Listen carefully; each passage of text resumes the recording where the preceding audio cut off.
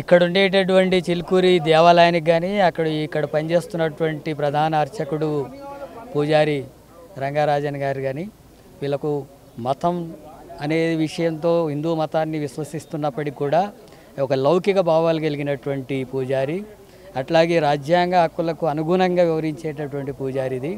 దళితుల్ని దేవాలయ ప్రవేశం కోసం కృషి చేసినటువంటి చరిత్ర ఉన్నటువంటి వాళ్ళు వీళ్ళు. అందుకని వీళ్ళు లౌకిక భావాలు కలిగినటువంటి వ్యక్తులు కాబట్టి ఇలాంటి వాళ్ళ మీద కొంతమంది మా రామరాజ్యం పేరుతో కొంత ఉన్మాదులు ఈ దాడి చేయడం అనేటటువంటి దాన్ని సిపిఎం పార్టీ ఖండిస్తుంది. ప్రభుత్వం వెంటనే చర్యలు తీసుకోవాలా, కఠినంగా చర్యలు తీసుకొని ఇలాంటి ఘటనలు జరగకుండా చూడాలా. అలాగే ఇప్పుడు దాడికి పాల్పడ్డటువంటి వాళ్ళ మీద ఒక 3 నెలల్లోగానే ఫాస్ట్ ట్రాక్ కోర్టు ఏర్పాటు చేసి కఠినంగా శిక్షించేందుకు ప్రభుత్వం చర్యలు తీసుకోవాలని చెప్పి డిమాండ్ చేస్తున్నాం. రాష్ట్రంలో ఈ మత కలహాలు సృష్టించడమే కాకుండా అనేక అరాచకాలు సృష్టించడమే కాకుండా ఆర్థిక లావాదేవీల కోసం కూడా ఈ రామరాజ్యం పేరుతో ఇలాంటి పూజారుల మీద దాడులు జరుగుతున్నాయి. వాళ్ళ వెనక ఎవరున్నారు అనుకుంటున్నారు? దీని వెనకాల ఒకవైపు మతోన్మాద శక్తులు దీని వెనకాల ఉన్నారు.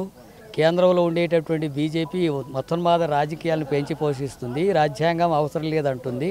అందుకే దీని మీద దాడికి పాల్పడ్డటువంటి వ్యక్తి కూడా రాజ్యాంగం నాకు అక్కర్లేదు అనేటటువంటి పద్ధతిలోనే మాట్లాడాడు. దీని వెనకాల కేంద్ర ప్రభుత్వం, బీజేపీ, ఆర్ఎస్ఎస్ ఇలాంటి సంస్థలు ఉన్నాయి. వాళ్ళ ప్రోత్సాహాల వల్లనే ఇలాంటి అరాచక శక్తులు కూడా ముందుకు వస్తున్నాయి. వీటిని అందరూ కూడా సమాజం అంతా, లౌకిక శక్తులు, ప్రజాస్వామికవాదులంతా ఖండించాలి. సిపిఎం పార్టీ పూర్తిగా ఈ పూజారికి అండగా ఉంటుంది. భవిష్యత్తులో ఇలాంటి ఘటనలు జరిగేటటువంటి క్రమాన్ని వస్తే తగినటువంటి పద్ధతులు ఎదుర్కోవడానికి కూడా సిద్ధమవుతుంది. అంటే హిందూ మతాన్ని కాపాడుతాం, మేము హిందూ మతోద్ధారకులం అని చెప్పేసి మాట్లాడే వీళ్ళే హిందూ పూజారులపై, హిందూ మతాలకు చెందిన వాళ్ళపై దాడులు చేయని ఎట్లా చూడొచ్చు? హిందూ మతాన్ని విశ్వసించేటటువంటి వాళ్ళు ఎవరు కూడా ఇలాంటి దాడులకు పాల్పడరు. హిందూ మతం పేరుతో అధికారంలోకి వచ్చి సంపదను దోపిడీ చేసి, మతాల మధ్య విభజన చేసి రాజకీయంగా లబ్ధి పొందాలనుకునేటటువంటి వాళ్ళు ప్రోత్సాహం వల్ల జరుగుతున్నటువంటిది.